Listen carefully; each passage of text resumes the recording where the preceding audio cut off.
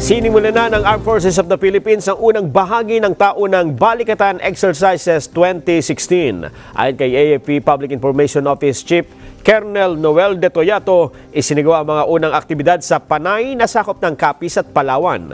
Pinagtulungang simula ng mga sundalong Pinoy at Amerikano ang pagsasaayos ng 5 iba't ibang school buildings at medical mission sa 2 lugar. Bagamat ikinasana ang mga unang aktibidad para sa Balikatan Exercise 2016, ay sinabi ni De Toyato na sa April 4 pa ang opening ceremony ng taunang aktibidad.